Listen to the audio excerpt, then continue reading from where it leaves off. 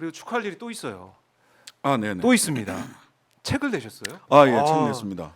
제가 어제 이거 받아보고 네. 쭉 읽어봤는데 네, 두 번은 경험하고 싶지 않은 나라. 네, 그렇습니다. 아니 글 쓸 시간이 있으셨어요? 아니, 이 책은 예. 제가 2021년 8월, 7월인가, 8월인가 신장개업 TBS 아, 신장개업 TBS, 때부터 지금까지 8월부터 예, 2021년. 지금까지 쭉 8월. 신장식의 오늘이라고 아. 한 2분 30초짜리 칼럼인데요.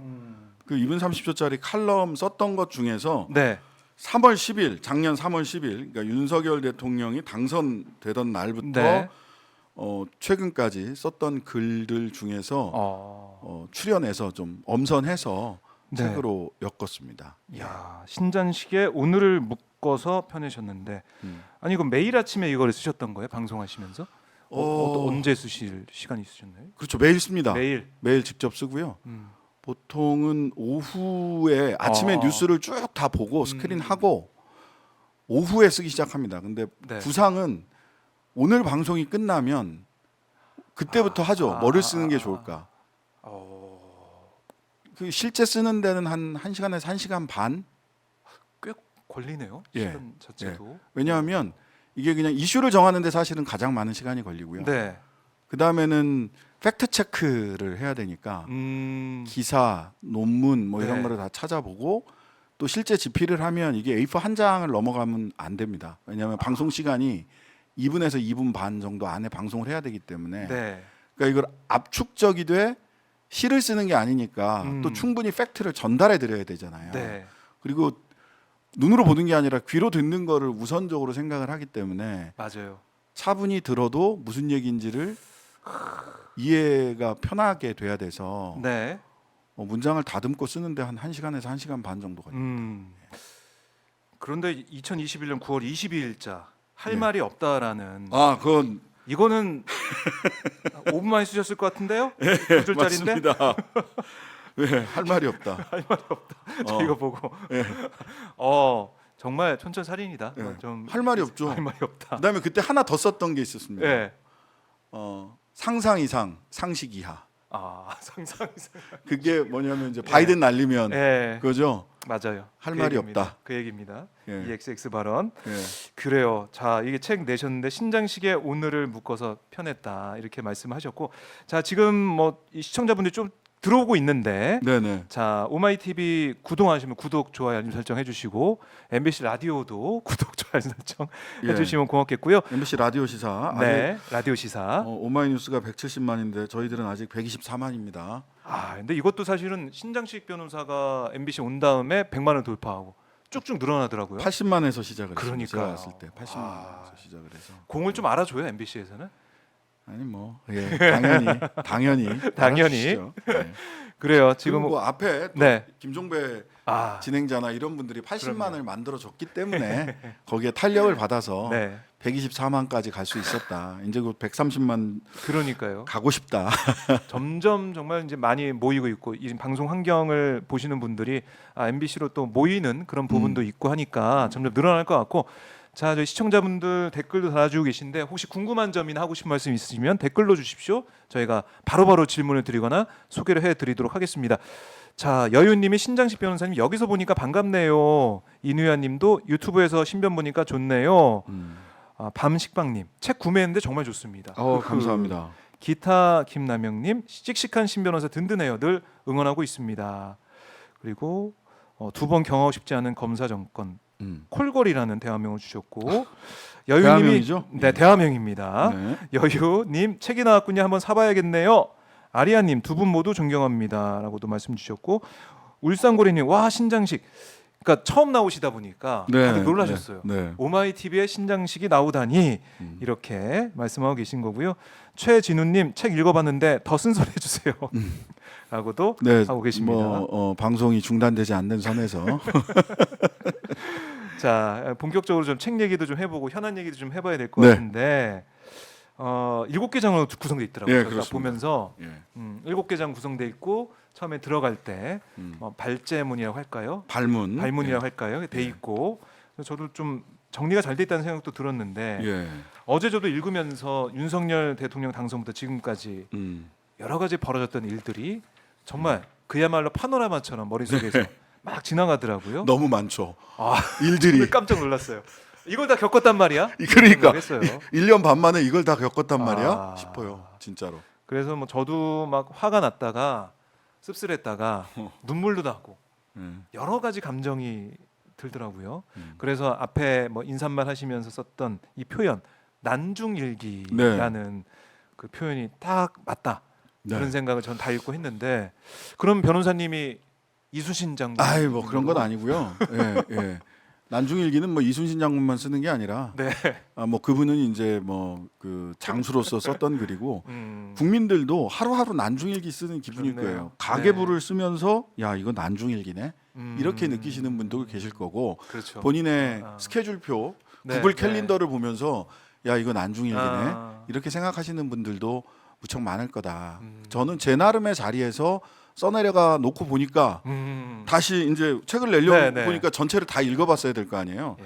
지금 처음부터 썼던 거 하면 두 권도 아하. 넘어가기 때문에 그렇죠. 아 근데 야 이 많은 일을 우리가 겪었구나 정말 난중일기다 난중일기 이런 느낌을 받았어요 사후적으로. 예. 그냥 자연스럽게 난중일기네 네. 나왔던 건데 예. 아니 첫 장이 검찰공화국의 탄생이에요. 네.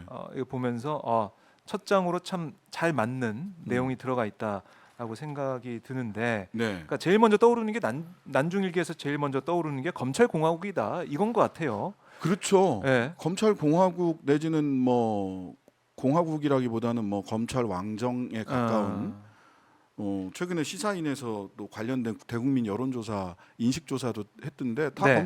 검찰공화국이란 말에 국민들이 60-70%가 동의하고 계시고 동의하고 있다. 심지어는 보수나 영호남 쪽에서도 그런 네. 생각을 하고 계세요. 음.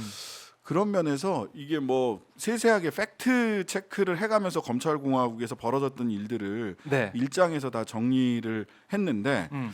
이거를 은유적으로 본다면 저는 네. 이 책에서 이 책 205쪽, 207쪽에 걸쳐서 있는 우물에서 나오는 진실이라고 하는 부분이 있습니다. 이 그림은 저희가 이제 준비했는데 한번 띄워주시죠. 네, 그 그림을 한번 띄워줘 보시죠. 네. 우물에서 나오는 진실. 우물에서 나오는 진실. 저도 이게- 이 그림을 예, 보고 장 레옹 제롬이라고 하는 네. 프랑스의 화가가 음. 그린 그림입니다. 어. 이건 전설이고요. 요거를 간단하게 말씀을 네. 드리면 어떤 전설이냐면 어느 날 진실은 거짓을 만났다. 이 오랜 시간 동안 그 둘은 함께 시간을 보냈는데 작은 우물을 발견했다. 네. 거짓이 진실에게 물이 너무 깨끗해요. 우리 함께 목욕해요라고 말하자 진실이 직접 들여다보니까 우물은 참으로 맑았어요. 둘은 옷을 벗고 목욕을 시작합니다. 그런데 갑자기 거짓이 우물 밖으로 뛰쳐나와서 진실의 옷을 입고 달아나 버렸습니다. 분노한 진실이 우물에서 나와 울부짖으며 자신의 옷을 되찾기 위해 뛰어다녔어요. 그런데 세상은 벌거벗은 진실을 보자 그만 눈을 돌려버렸습니다. 슬픔과 탄식에 빠진 진실은 수치심에 몸을 떨며 우물 속으로 다시 들어가고 다시는 밖으로 나오지 않았습니다. 한편 도둑질한 진실의 옷을 입은 거짓은 온 세상을 활보합니다. 세상은 진실의 옷을 입은 거짓을 신경 쓰지 않습니다. 왜냐하면 세상은 벌거벗은 진실을 감당할 수 없었기 때문인 거죠. 사실 이 글을 썼던 때는 언제냐면 김건희 씨가 내 논문을 표절했다라고 숙명여대 구현상 교수가 자기 논문과 김건희 씨 논문을 일일이 대조해가면서 네. 밝혔어요. 근데 그때 국민대학교에서는 표현의 자유다, 대학의 자유다라고 얘기를 하면서 표절이 아니다라는 입장을 발표합니다. 그게 그랬었죠. 2022년 8월 11일인데요. 네. 한덕수 총리는 당시 대통령 사저가 비왔을 때 신림동 비왔을 때인데요. 청와대 지하 벙커 수준이라 전화 지시에 아무 문제가 없다. 이렇게 얘기를 했고요. 네. 김학의 전 차관은 그날 최종 무죄 판결을 받았습니다. 이날 도저히 용납이 안 되는 거예요. 그러면서 저 그림 아까 나왔던 우물에서 나오는 진실이라고 네. 하는 그림과 그 전설이 생각이 나서 아. 저 이야기를 썼는데요. 네. 근데 특히나 거짓이 법이라는 옷을 입고 세상을 활보하는 하고 있다. 이것이 조국 교수가 얘기하는 소위 검치주의, 법치주의가 아니라 검치주의. 법에 의한 지배가 아니라 법을 이용한 지배라는 것이 이 검찰 공화국의 핵심이다. 이제는 진실의 옷을 입고 우리가 함께 생활할 수 있도록 만들어야 되지 않겠느냐. 네. 울림이 있는 네, 그런 예. 글이 담겨져 있고 검찰 공화국의 본질 이거 네. 좀 드러내고 있다. 네. 다 지적을 했다라고 볼 수가 있는데, 그러니까 이 책에 보면은 늘공, 어공 이 얘기하시면서 검공이라는 단어를 쓰셨잖아요. 그렇죠. 저 이제 이것도 좀 놀라더라고요. 윤핵관이 아니라 네. 검핵관이라고 그러잖아요. 네.